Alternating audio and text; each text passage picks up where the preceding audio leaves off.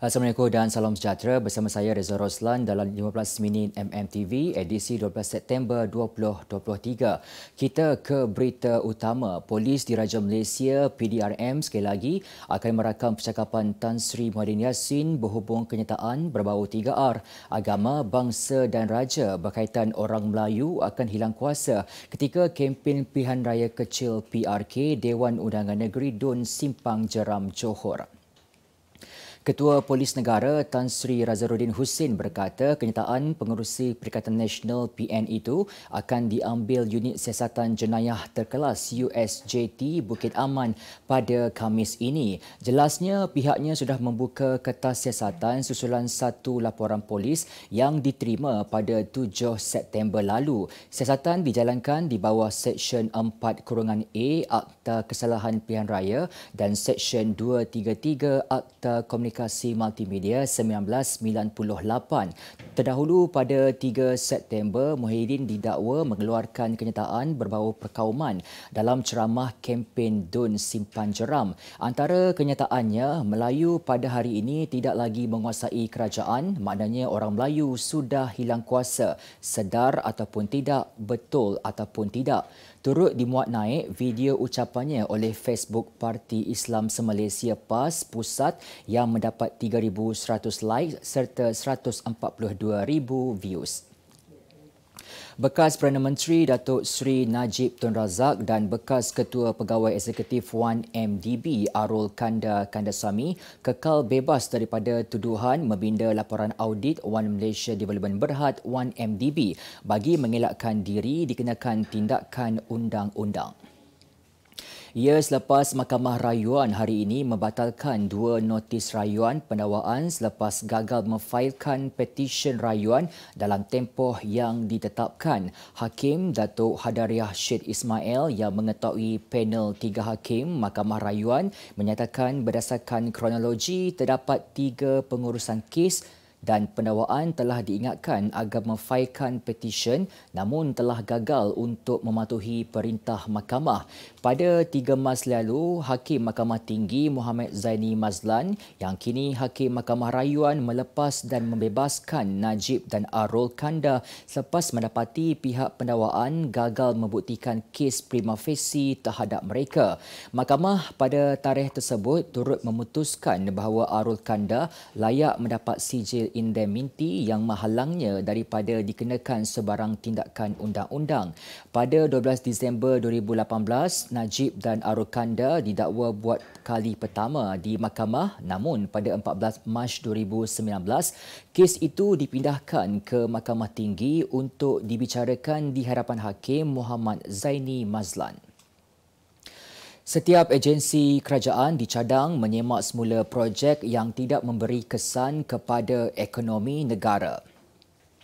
Ahli Parlimen Titiwangsa Datuk Seri Johari Abdul Ghani berkata sekiranya projek yang diluluskan sebelum ini tidak boleh memanfaatkan ekonomi negara, kerajaan perlu menggantikannya dengan projek-projek lain yang mempunyai kesan berganda. Jelas bekas Menteri Kewangan 2 itu, mana-mana pelaksanaan bajet yang diluluskan mesti dilaksanakan secepat mungkin dan digunakan dengan efisien, manakala bayaran mesti dibuat secara cekap dan pantas. Tambahnya, strategi itu boleh dipertimbang untuk mengembalikan semula ekonomi negara ke hadapan selepas beberapa tahun tertinggal di belakang.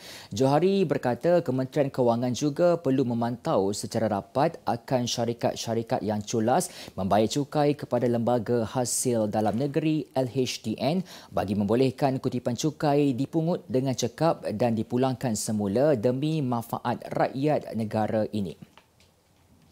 Ahli Majlis Tertinggi UMNO Hizatul Hisham Abdul Jalil atau lebih dikenali sebagai Isham Jalil menyerahkan kedudukannya sama ada dipecat atau sebaliknya meskipun ada pihak menggesanya meletakkan jawatan kerana lantang mengkritik keputusan kepimpinan parti untuk bersama Pakatan Harapan PH menyertai pilihan raya sebelum ini.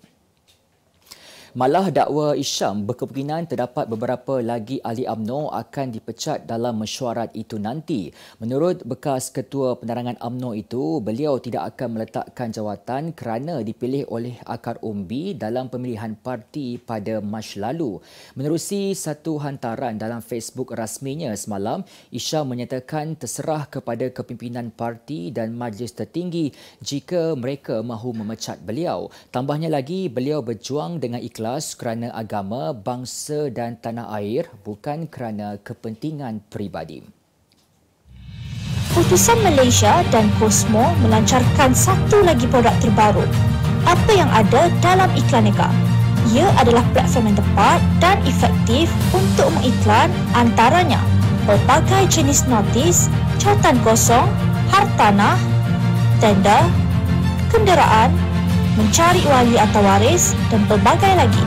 Apa yang anda cari? Semuanya ada di sini. 2 dalam 1.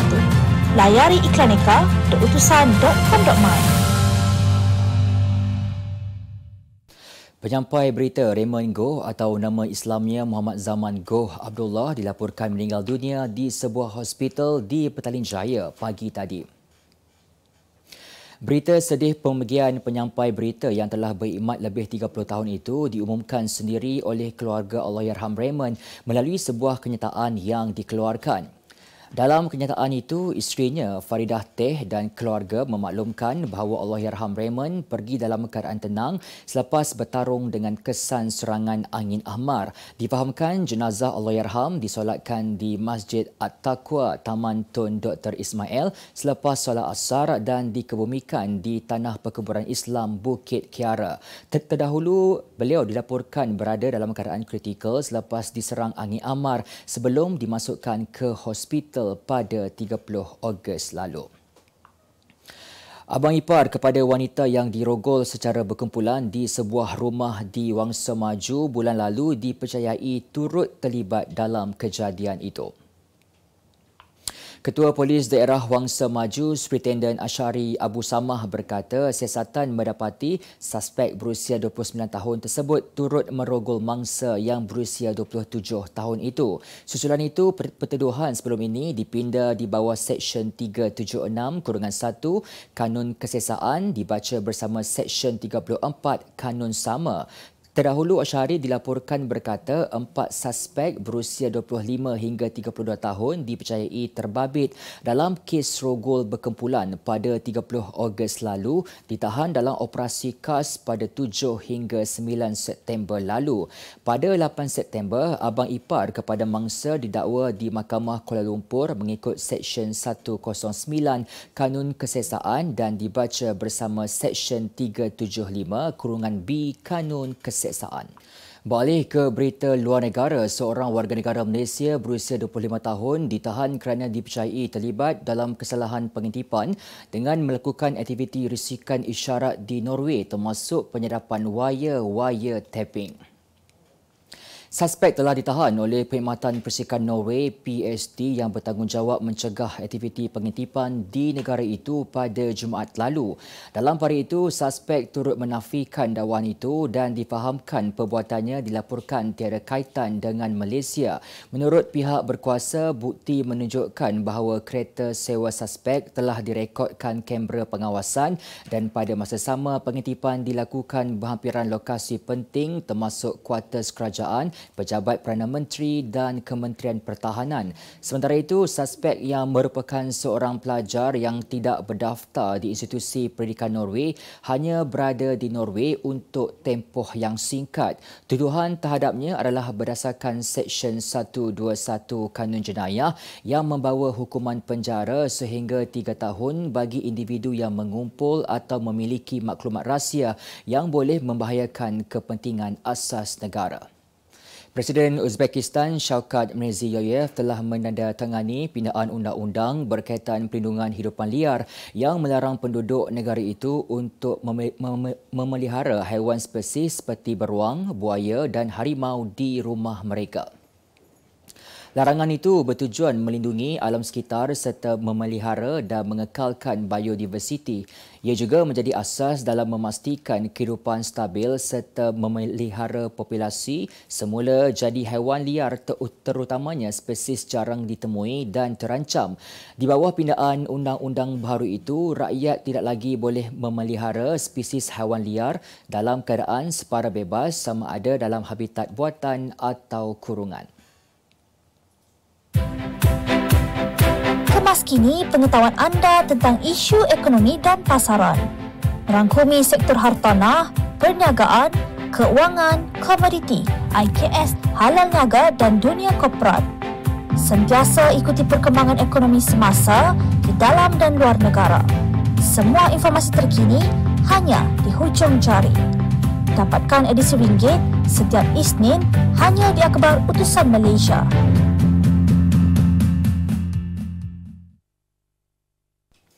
Berita ekonomi negara, Malaysia kini memiliki 3 projek yang bakal meneraju salah satu tonggak Pelan Induk Perindustrian Baharu NIMP 2023 dalam misi mencapai pelepasan sifar bersih buat masa ini. Menteri Pelaburan, Perdagangan dan Industri Tengku Datuk Seri Zafrul Abdul Aziz berkata projek pertama melibatkan penciptaan model laluan nyah karbon oleh BASF dan Petronas Chemical Group BHT.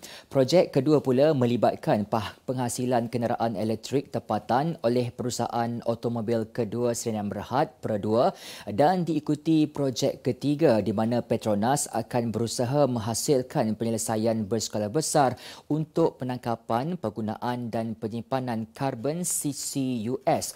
Beliau berkata demikian ketika berucap pada sidang kemuncak The Cooler Earth Sustainability Summit CIMB The Cooler Earth 2023 semalam. Bagaimanapun, beliau berkata Kementerian Pelaburan, Perdagangan dan Industri MITI sentiasa terbuka kepada idea projek lain yang boleh membantu kerajaan mencapai hasil sasaran NIMP 2023. Pada 1 September lalu, Perdana Menteri Datuk Seri Anwar Ibrahim melancarkan NIMP 2033 yang merumuskan 4 misi untuk memacu transformasi industri negara pada skala besar menjelang tahun 2030. Lembaga Tabung Haji TH melancarkan TH Khairat iaitu perlindungan takaful sebanyak RM12,000 kepada penerima manfaat sekiranya berlaku kematian atau hilang upaya menyeluruh dan kekal ke atas pendeposit TH dengan langganan tahunan serendah RM28 sahaja.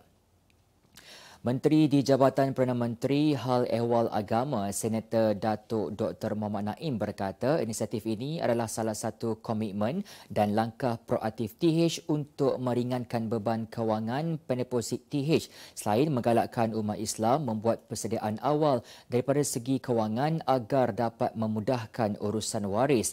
TH Khairat terbuka kepada semua pendeposit TH yang berumur seawal 30 hari sehingga 65 tahun yang ditaja jamin oleh syarikat Takaful Malaysia Keluarga Berhad, Takaful Malaysia dan Hong Leong MSIG Takaful Berhad HLMT.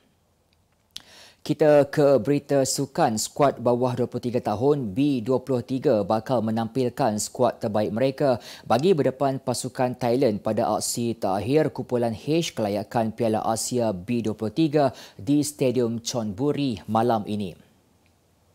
Slot juara kumpulan menjadi rebutan dan kedua-dua pasukan perlu meraih kemenangan bagi memastikan mereka layak secara automatik ke Piala Asia B23 tahun hadapan. Pengurus pasukan Datuk Seri Syarif Mokhtar menjelaskan pengiliran pemain dibuat dalam 2 aksi pertama berdepan Bangladesh dan Filipina untuk memastikan mereka dapat tampil dengan skuad yang hebat ketika menentang skuad Gajah Perang. Untuk rekod, hanya 16 pasukan terdiri daripada 11 juara kumpulan dan 4 naib juara terbaik selain tuan rumah Qatar akan layak beraksi di Piala Asia B23 2024 yang berlangsung di Qatar tahun hadapan. Pemain tengah Juventus dan Perancis Paul Pogba digantung sementara selepas ujian doping mendapati tahap testosteronnya meningkat, kata pihak anti-doping Itali. Selepas mengharungi musim yang dibelenggu kecederaan dan skandal peras ugut, kini kera pemain berusia 30 tahun itu terjejas dan hampir musnah oleh dakwaan bahan terlarang tersebut. Dalam hari itu, Organisasi Anti-Doping Kebangsaan NADO berkata Pogba telah melanggar peraturan anti-doping apabila bahan terlarang testosteron metabolites bukan semula jadi dikesan dalam badannya. Ujian tersebut membabitkan sampel A dan jika sampel B juga didapati positif, maka Pogba bakal berdepan hukuman gantung selama 4 tahun. Sebagai penutup 15 minit AMTV hari ini, saksikan laporan cuaca esok Rabu 13 September 2023. Jangan lupa dapatkan akhbar utusan Malaysia dan Kosmo untuk berita-berita terkini dan menyeluruh. Terima kasih kerana menyokong 15 minit AMTV yang menyambut ulang tahun pertama penyiaran hari ini dan teruskan sokongan anda kepada kami. Sekian sahaja daripada saya, Reza Roslan. Assalamualaikum dan jumpa lagi.